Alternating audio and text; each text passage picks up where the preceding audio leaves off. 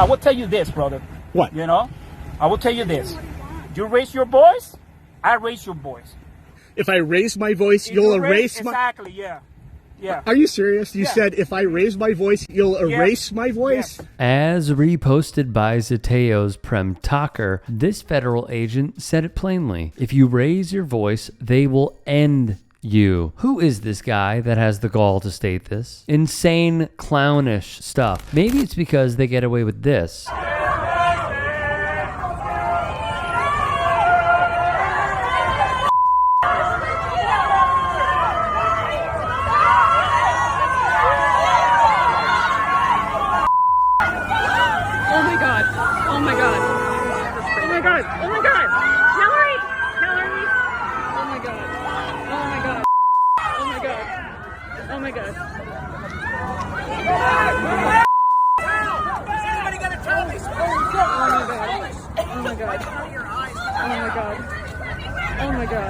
Spraying people on the sidewalk in Arizona who pose no harm to them. They just do it for the joy of hurting people. Meanwhile,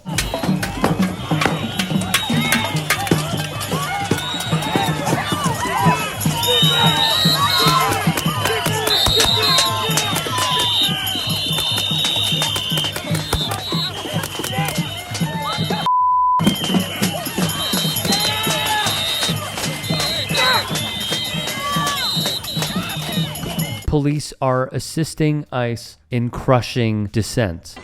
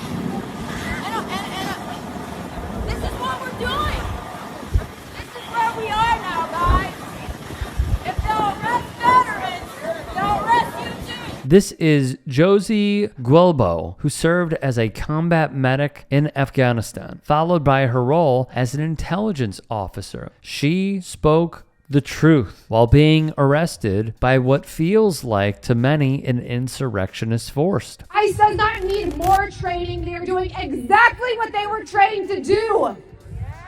They don't need any more funding. They are a leech on the working class, using our tax dollars to kill us, to beat us, to intimidate us. And is it working? No! I said, is it working? No! The only thing ICE needs is accountability, trials. And to anyone that listens to this, if you serve with, if you work with ICE, we will make sure that happens. We will make sure you are held accountable. We will unmask you, and you will be tried by a jury of your peers. The communities you terrorize instead of protect. Your time is running out. Save your soul and quit your job. The only way this ends is with justice, and this is the final time you can decide which side you're on. Congressional candidate Kat Abu-Ghazaleh, who is running for her seat in Illinois, is preaching here because it's becoming increasingly clear that law enforcement has become more militarized, treating the people they're supposed to serve and protect as a hostile foreign population. Part of the reason why is that since the 90s, and especially after 9/11, U.S. law enforcement, including police departments, the FBI, CIA, and immigration officials, have been trained by Israeli agents. Thousands of law enforcement officials from all corners of the country have traveled to Israel to learn police strategies and exchange tactics. These trips became increasingly common after 9/11 as pro-Israel groups used the so-called war on terror as an opportunity to push for a closer, unconditional alliance with Israel, which had marketed itself as the world's leading counterterrorism expert. So who runs these exchanges? They're organized by pro-Israel groups like the Anti-Defamation League, which calls itself the world's leading anti-hate organization. The trips are funded privately as well as through grants from the Israeli and US governments, including the Justice Department. The ADL boasts that they've trained more than 15,000 law enforcement professionals, police departments treating American citizens who are exercising their constitutional right to protest as though they're under occupation. Officers in Ferguson used the same US-manufactured tear gas and flashbang devices to disperse crowds that Israeli forces regularly use against Palestinians. Israel's massive surveillance system has inspired US officials so much so that after a former police chief visited Israel in 2008, his city adopted its techniques. The imperial boomerang has already taken shape. Take the murder of Renee Nicole Good. The administration is demanding that you believe something that's completely different from what you can see with your own two eyes.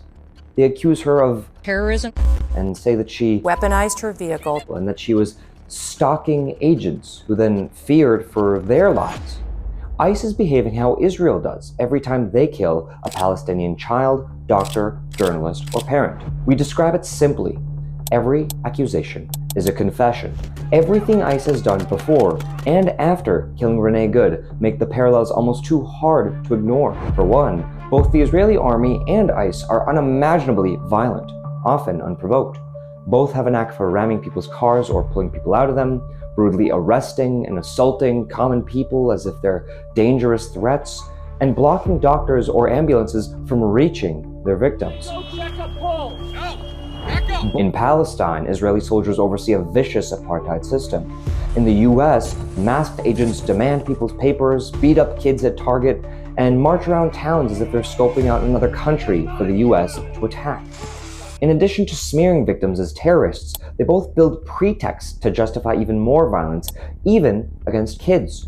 Both, after acting in a way that causes any normal person to be outraged, then howl that they're the ones with the right to defend themselves. That guy acted in self-defense. Right of self-defense. Both use propaganda videos to not just lie, but completely reframe reality. Sadly, many just don't see it. Per NBC News, 12 people have been shot since September. The numbers keep piling up day after day after day. Hey, I appreciate you watching. Now, if you can, please do become a channel member by going to youtube.com/TYTSports and clicking the join button. If that's too much for you, you can just go to tyt.com/join to become a member. It helps all of us out here at the Young Turks and keeps our network afloat. In addition, you could follow me on my socials on Twitter, Instagram, and TikTok. Appreciate the love. Have a great day.